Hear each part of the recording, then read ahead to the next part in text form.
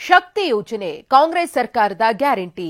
ಇದೀಗ ಕೆಎಸ್ಆರ್ಟಿಸಿಗೆ ಹೊಸ ಬಸ್ಗಳನ್ನು ಸೇರ್ಪಡೆ ಮಾಡುವ ಮೂಲಕ ಶಕ್ತಿ ಯೋಜನೆಯ ಮಹಿಳೆಯರಿಗೆ ಸರ್ಕಾರ ಮತ್ತಷ್ಟು ಖುಷಿ ನೀಡಿದೆ.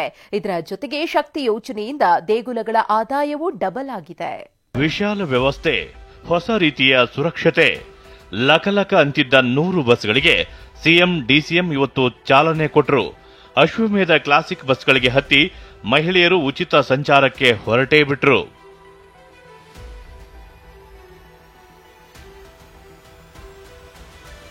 ಕೆಎಸ್ಆರ್ಟಿಸಿಗೆ ಕದರ್ ತಂದ ಅಶ್ವಮೇಧ ಹೊಸ ಬಸ್ಗಳು. 100 ಹೊಸ ಬಸ್ಗಳ ಸಂಚಾರಕ್ಕೆ ಸಿಎಂ ಹಸಿರು ನಿಶಾನೆ.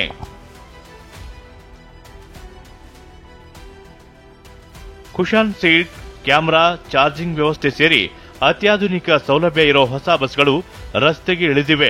ಅಶ್ವಮೇಧ ಕ್ಲಾಸಿಕ್ ಹೆಸರಿನ 800 ಹೊಸ ಬಸ್ಗಳು ರಸ್ತೆಗೆ ಇಳಿಯಲಿದ್ದು, ಮೊದಲ ಹಂತದಲ್ಲಿ ಇಂದು 100 ಬಸ್ಗಳು ಓಟ ಆರಂಭಿಸಿವೆ. ವಿಧಾನಸೌಧ ಬಳಿ ನೂತನ ಬಸ್ಗಳಿಗೆ ಹಸಿರು ನಿಶಾನೆ ತೋರಿದ ಸಿಎಂ ಸಿದ್ದರಾಮಯ್ಯ 5,000 ಹೊಸ ಬಸ್ಗಳು ಬರಲಿವೆ ಅಂದ್ರು. ನಾವು ಅಧಿಕಾರಕ್ಕೆ ಬಂದ ಮೇಲೆ ಈ ವರ್ಷ ಒಟ್ಟು ರಸ್ತೆ ಸಾರಿಗೆ ಸಂಸ್ಥೆಗೆ 5,800 ಬಸ್ಸುಗಳನ್ನು ಸೇರ್ಪಡೆ ಮಾಡ್ತಾ ಇದ್ದೀವಿ. 52 ಸೀಟ್ಗಳ ಅಶ್ವಮೇಧ ಕ್ಲಾಸಿಕ್ ಬಸ್ಗಳು ಉತ್ತಮ ಗುಣಮಟ್ಟದ ಕುಶಾನ್ ಸೀಟ್ ಹೊಂದಿವೆ. ಜಿಪಿಎಸ್ ಟ್ರ್ಯಾಕಿಂಗ್, ಪ್ಯಾನಿಕ್ ಬಟನ್ ಕೂಡ ಇದೆ. ಮುಂದಿನ ನಿಲ್ದಾಣದ ಬಗ್ಗೆ ಧ್ವನಿವರ್ಧಕಗಳಲ್ಲಿ ಮಾಹಿತಿ ನೀಡುವ ವ್ಯವಸ್ಥೆಯೂ ಇದೆ. ಇನ್ನು ಮೊದಲ ಅಶ್ವಮೇಧ ಬಸ್ ಧರ್ಮಸ್ಥಳಕ್ಕೆ ಹೊರಟಿತ್ತು. ಹೊಸ ಬಸ್ ಏರಿದ ಪ್ರಯಾಣಿಕರು ಸೀಟ್ಗಳು ವಿಐಪಿ ಸೀಟ್ಗಳಂತಿವೆ ಅಂತ ಖುಷಿ ವ್ಯಕ್ತಪಡಿಸಿದ್ರು. ತುಂಬಾ ಅದು ರಶ್ ಆಗ್ತಿತ್ತು. ಇದು ಸ್ವಲ್ಪ ಗಾಳಿ ಎಲ್ಲ ಚೆನ್ನಾಗಿದೆ, ಅದು ಸೆಕೆ ಆಗ್ತಿತ್ತು. ಮತ್ತೆ ಇದು ವಿಐಪಿ ಸೀಟ್ ಇದ್ದಂಗೆ ಇದೆ, ಖುಷಿ ಆಗ್ತದೆ.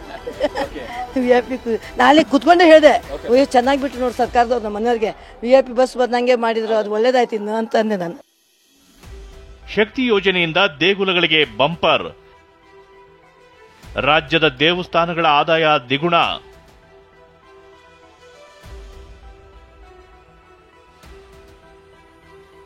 ಒಂದು ಕಡೆ ಹೊಸ ಬಸ್ಗಳಲ್ಲಿ ಮಹಿಳೆಯರು ಉಚಿತ ಪ್ರಯಾಣ ಶುರು ಮಾಡ್ತಿದ್ದಾರೆ.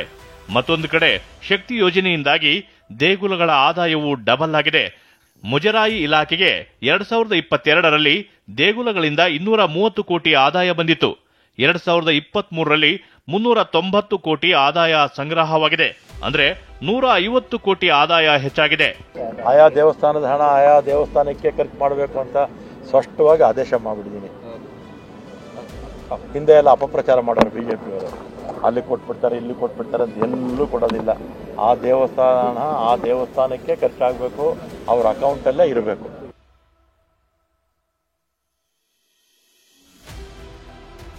ಏನೇ ಹೇಳಿ, ಒಂದು ಕಡೆ ಹೊಸ ಬಸ್ಗಳು ರಸ್ತೆಗೆ ಇಳಿದಿವೆ. ಅಶ್ವಮೇಧ ಬಸ್ಗಳಲ್ಲಿ ಮಹಿಳೆಯರು ಉಚಿತ ಸಂಚಾರ ಶುರು ಮಾಡಿದ್ದಾರೆ. ಮತ್ತೊಂದು ಕಡೆ ಮಹಿಳೆಯರ ಆಗಮನದಿಂದ ದೇವಾಲಯಗಳ ಆದಾಯವೂ ದುಪ್ಪಟ್ಟಾಗಿದೆ. ಕಿರಣ್ ಸೂರ್ಯ, ಟಿವಿ9 ಬೆಂಗಳೂರು.